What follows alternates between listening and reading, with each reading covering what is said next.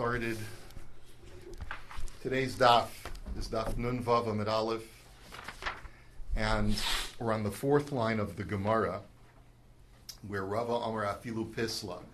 And what the Gemara is talking about over here is that we had discussed on the previous page that for purposes of acquiring real estate, if there's any kind of division, that visible division in a piece of real estate, then when you make a chazaka on one half of that property, that will not make you the automatic owner of the other half of the property because there's a visible division. There's like a borderline that divides between the two.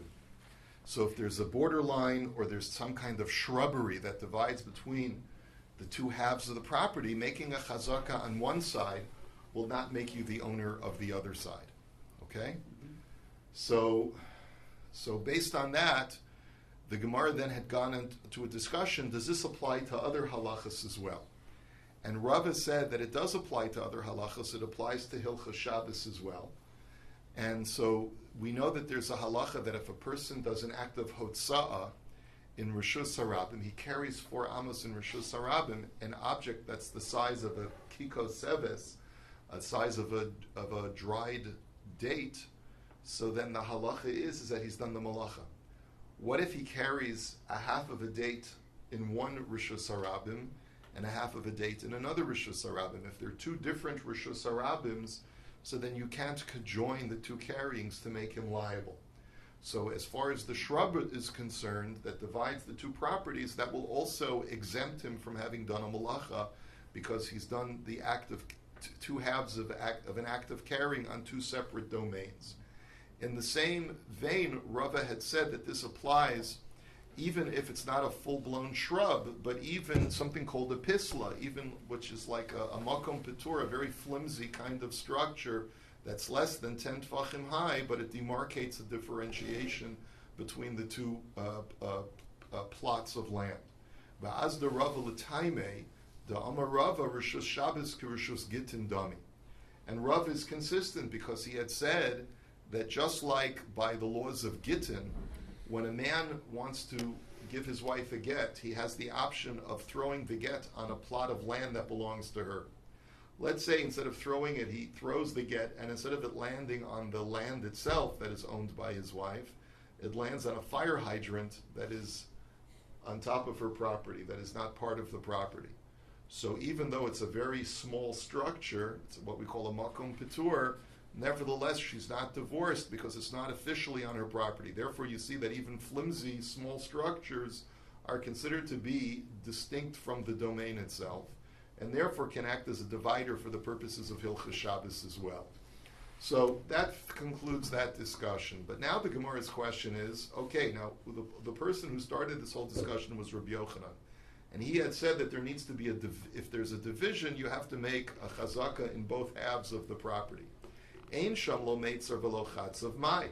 But what happens if there's no division, there's no borderline, there's no shrubbery? Well, then what is the halacha? How do you demonstrate ownership? Now, we had seen previously a machlokas between Rav and Shmuel on that. Rav had said as long as you do one act of digging, you acquire the whole property. But what is considered to be the whole property? I mean, how far does that extend? So, Rabbi Marianus Pirish Rabbi Marianus Mishmo Kol Shenikris Al Shemo. So Rabbi Marianus, one of the students of Rabbi Yochanan, had explained in the name of Rabbi Yochanan that as long as you can look at a plot and say that that's the name, that plot is his, meaning the ger who passed away, and now this land is hefker, and I want to acquire it with one act of digging, and you look at the entire plain or the entire property, you say that's Plony's, the ger's property, so then one act of digging will help, as long as it's all contiguous, will help you acquire all of it. So Heichi Dami, give me an example. Amar of Papa to Korule Gargusa de Planya. As long as people call it the irrigated field or the field that's irrigated from a well of Plony. In other words, they say, oh, that's Plony's land. As long as they say that that's Plony's land, anything that's considered to be part of Plony's land can be acquired by that one act of digging. Yosef Rav Acha bar Ivya Kameda Rabbi Asi v'Yosef Ukamer Mishmeda Rabbi Asi bar Chanina Chatzu v'Mafsik b'Nichsei Hager.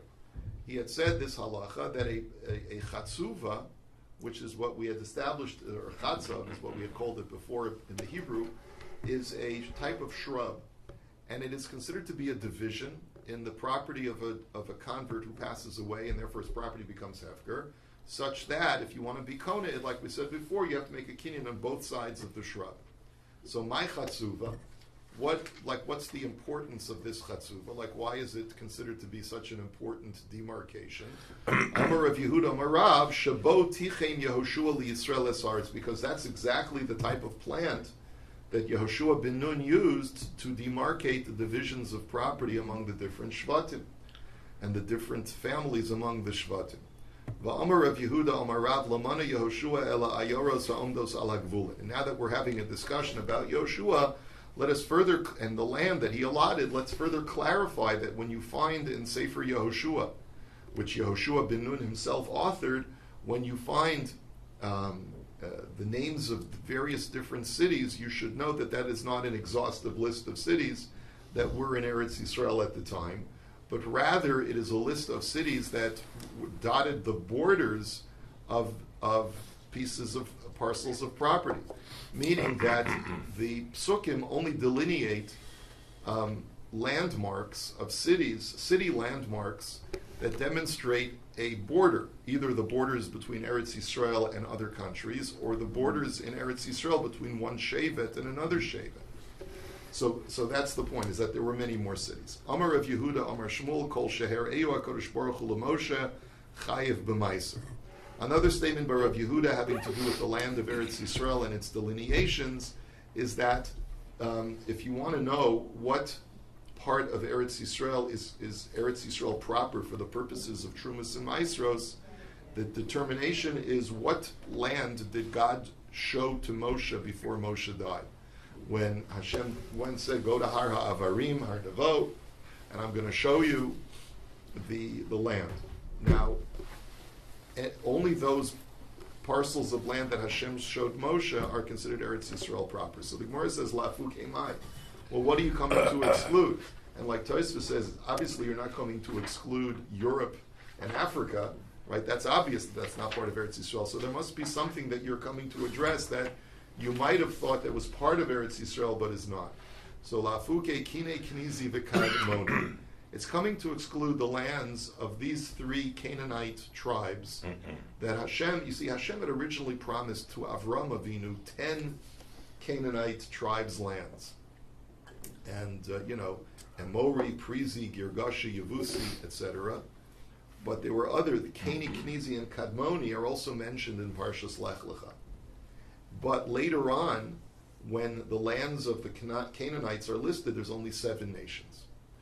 And that's what Hashem showed to Moshe. So for whatever reason, the promise that was originally made to Avraham about what land would belong to him is not part of Eretz Yisrael proper today.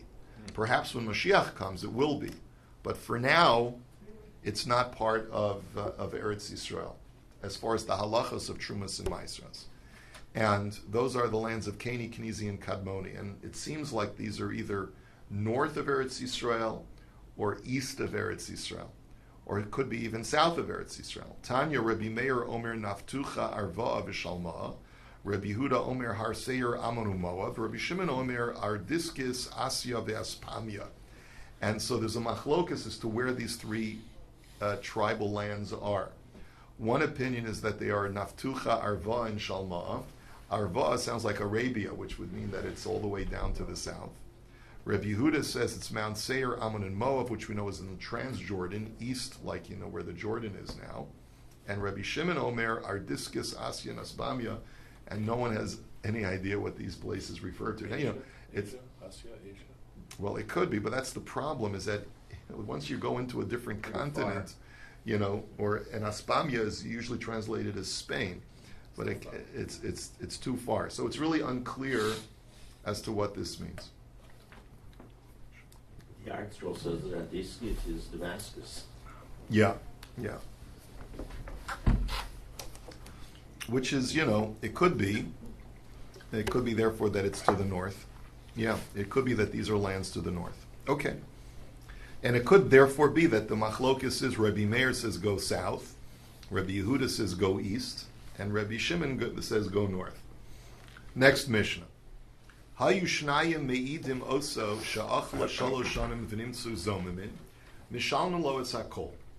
Now, this is a pretty straightforward halacha, this first part of the Mishnah, is that let's say you have two witnesses who testify that a person was living on a land for 3 years. So, of course, the reason why they're testifying that is because they want to say that this person is the legal owner because he has a chazaka. But let's say they're found to be Edom Zomamin. So it turns out, what does the Torah say? Vasisim lo kasher zomam lasos la'achiv.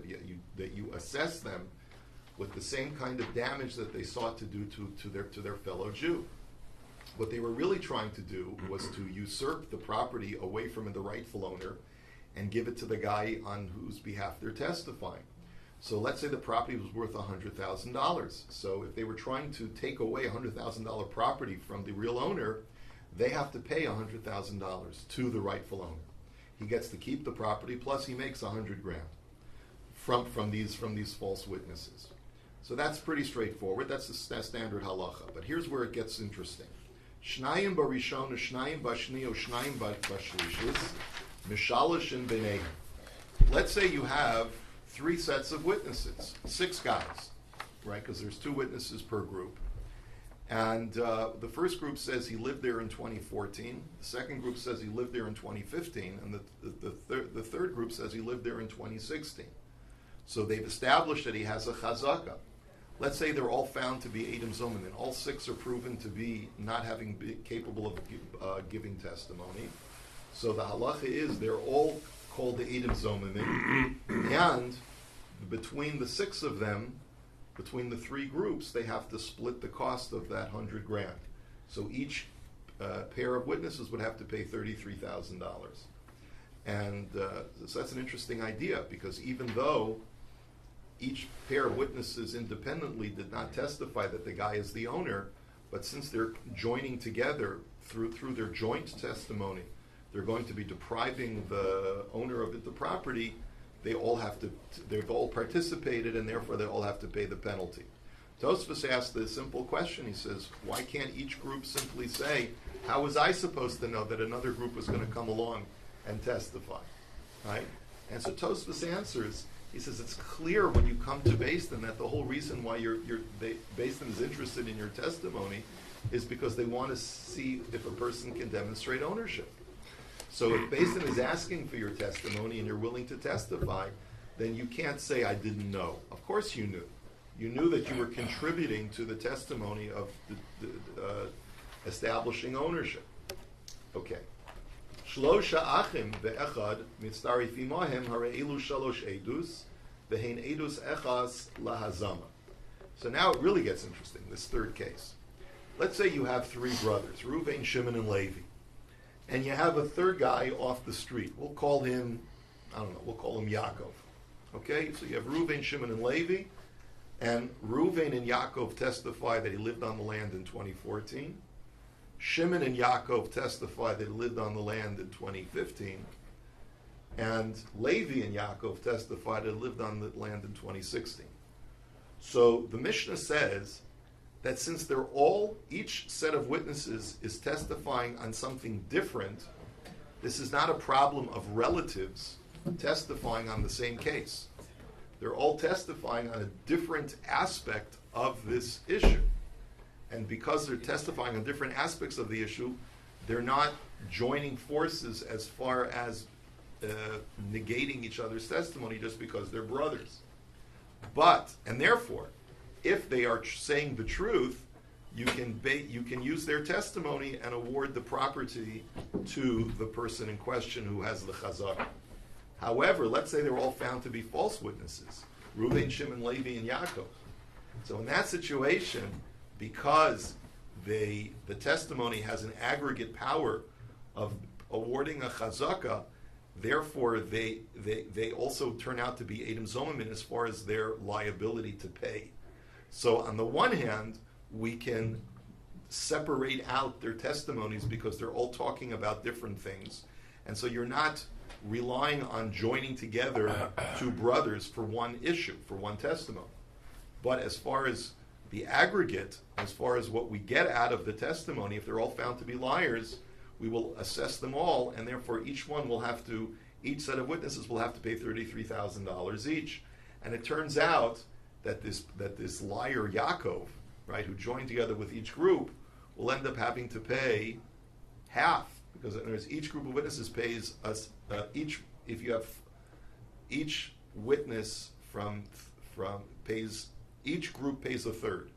So Yaakov is paying half of a third, half of a third, half of a third.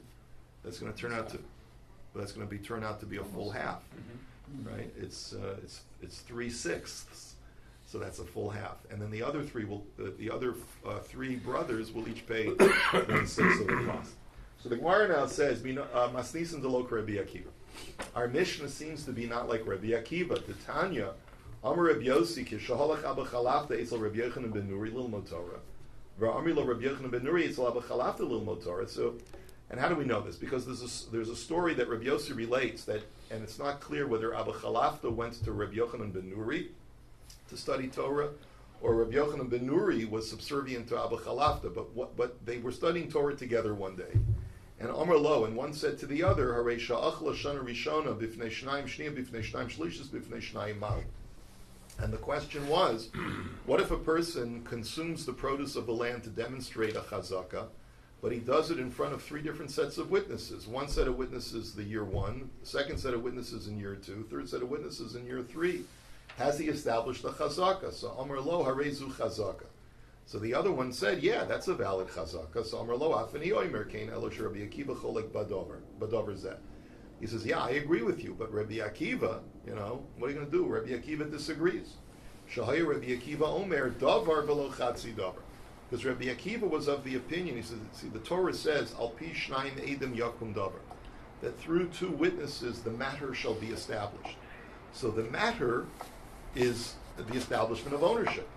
And Rabbi Akiva says the matter of establishment of ownership has to be done by two witnesses.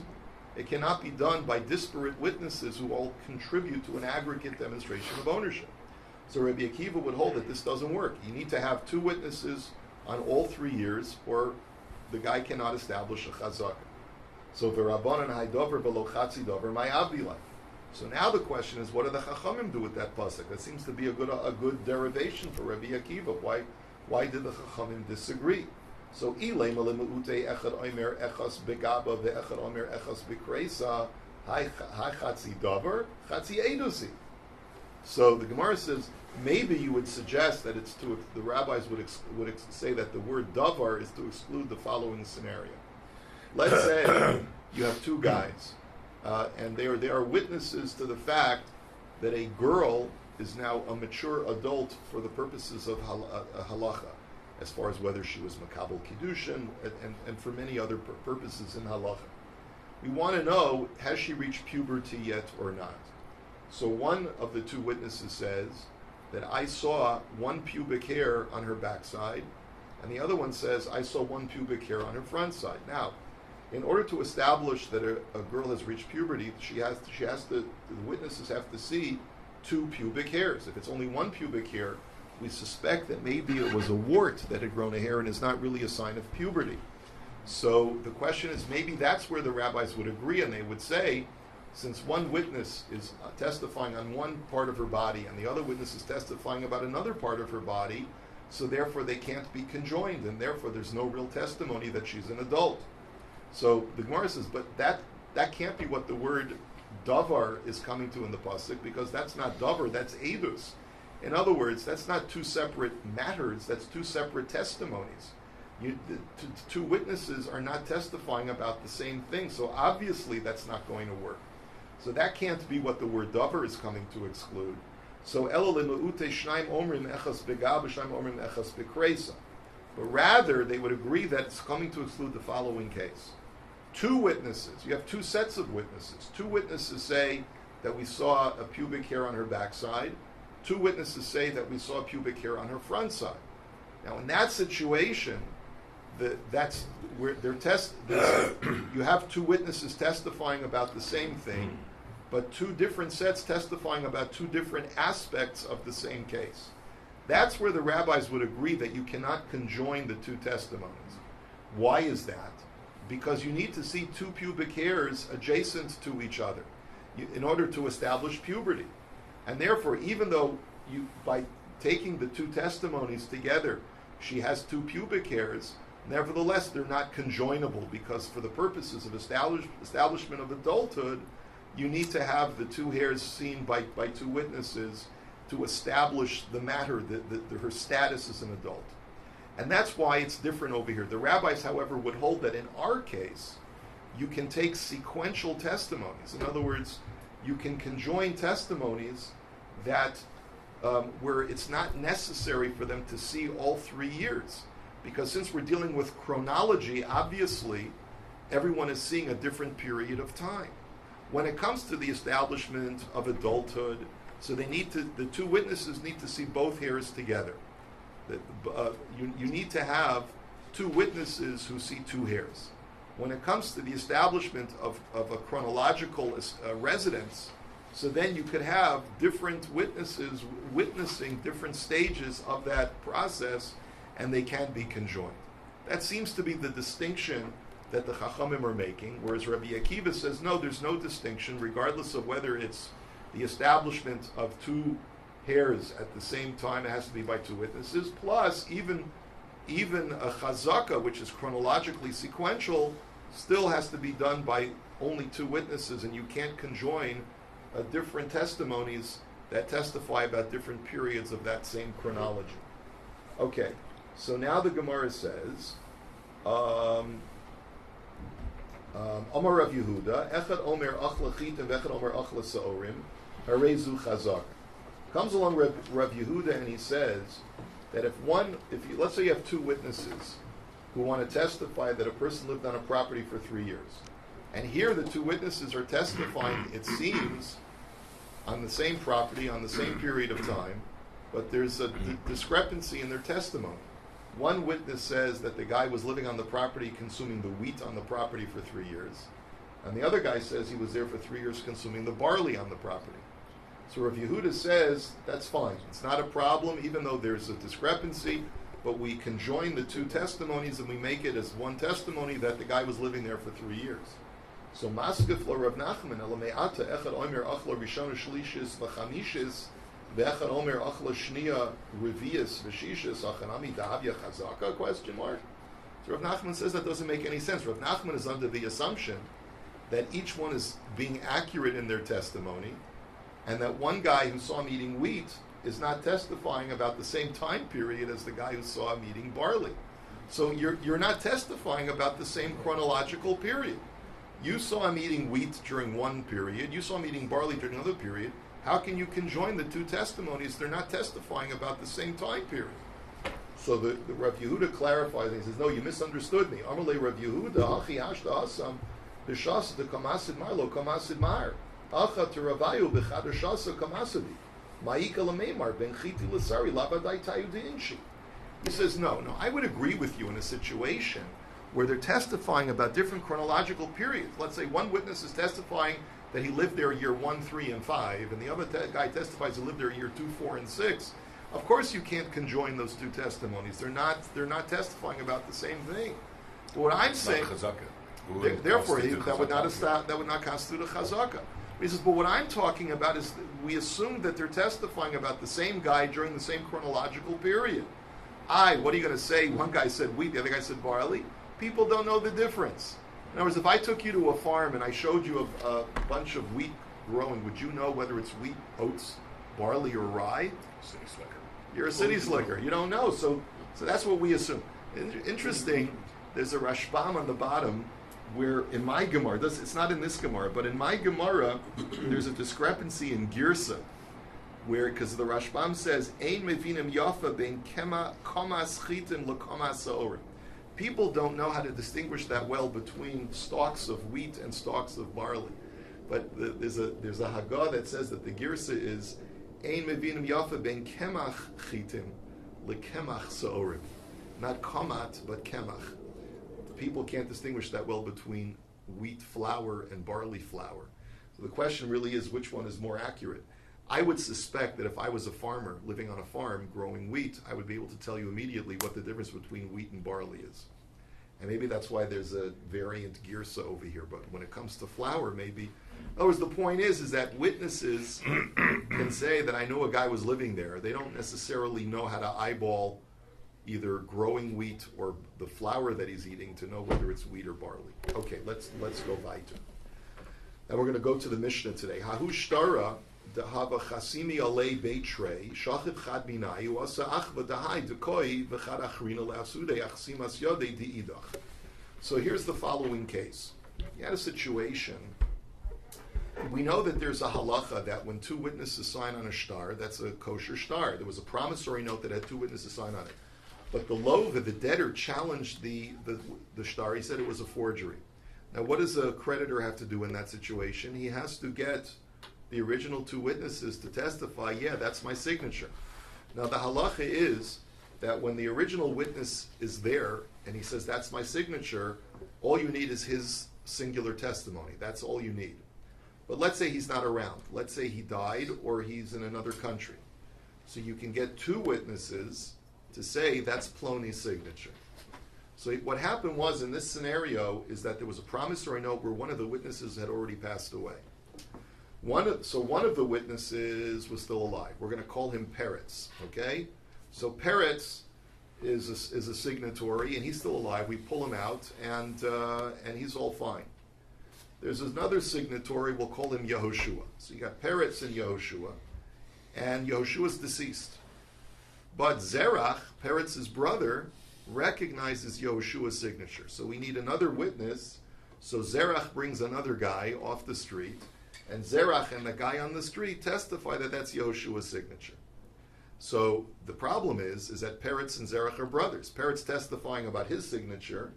Zerach, his brother, is testifying about the other signature, Yehoshua. So the question is that okay or not? On the one hand, they're testifying on the same shtar, so maybe two brothers should cancel each other out. On the other hand, they're testifying about two different aspects of the case, and therefore maybe we should accept it and say that they're disparate and they're not canceling each other out. How can a brother testify for a brother? How can he testify? He's not testifying. Listen to the case carefully. Peretz is testifying about his signature. Zerach is testifying about Yehoshua's signature. Yehoshua's not related. Right? So therefore, can it work? That's the question. So Saba Ravina Lameimar Hainu Masnisim Gimelachim Vecha Mitzarif Imayim. So Ravina wanted to say that that's the case of our Mishnah. That if you have, remember we had Reuven, Shimon, and Levi, and Yaakov, right? Mm-hmm. So Reuven testifies year 1, Shimon testifies with Yaakov year 2, Levi testifies with Yaakov year 3. Perfectly kosher, because even though they're brothers testifying about the same case, they're each one testifying about a different aspect, a different chronological period of the years of Chazaka. So therefore it works. So here it works as well. So Amar le Ravashi mi dame. Hasam lo nafik nechiriva demamona apuma da'achi. Hacha nafik nechiriva demamona apuma da'achi. So Ravashi says, I take issue with that. He says, the way that we look at brothers' testimony, when two brothers, whether it's Reuven and Shimon or Peretz and Zerach, whenever they're testifying about on the same case together, we will allow their testimonies to stand as long as when you conjoin their two testimonies, they're not responsible for more than 50% of the extraction. Let me explain what's going on over here.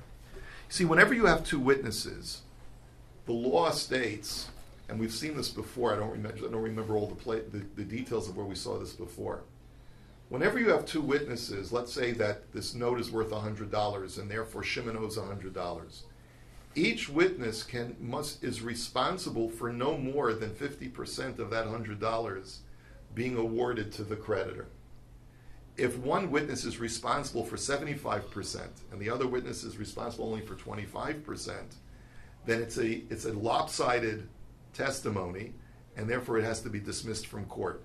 Two witnesses, each witness contributes exactly 50% to the veracity of the claim. If one witness contributes more than 50%, you have to discard that. Now, when we take a look at two brothers, why is it that their testimony is invalid when they're testifying together. It's because we view them as one entity. Two brothers are considered to be, because they're family members, they're considered to be one entity.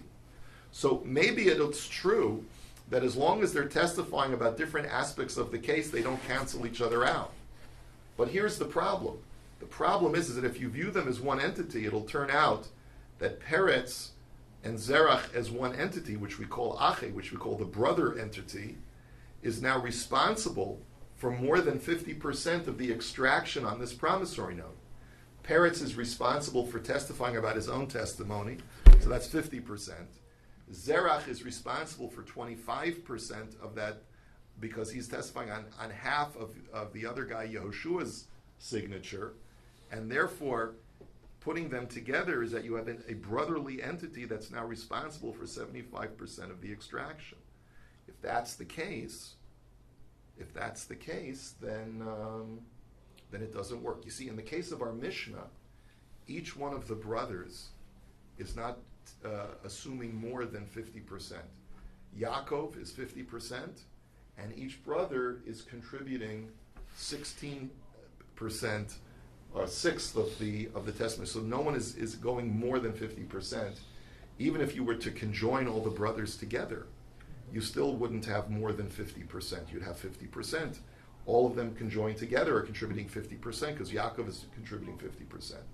And that's why it works. But over here, since the two brothers, Peretz and Zerach, are contributing 75%, it can't work. You have a lopsided testimony, and therefore it will not work to extract the money. So it has nothing to do with the fact that they're brothers, it just has a lopsided part. No, it has to do with the fact that you look at them as one entity because they're brothers. If Peretz and Zerach were not brothers, it would work. It would work perfectly. Again, because we look at them as one entity, Peretz is 50%, Zerach is 25%, but as an entity, that's 75%. And that's why we can't use that testimony. We can only use 50% of it. Zerach, therefore, has to be discarded. We have to get someone else to testify on Yehoshua's signature. We'll hold it here for today. Have a wonderful day.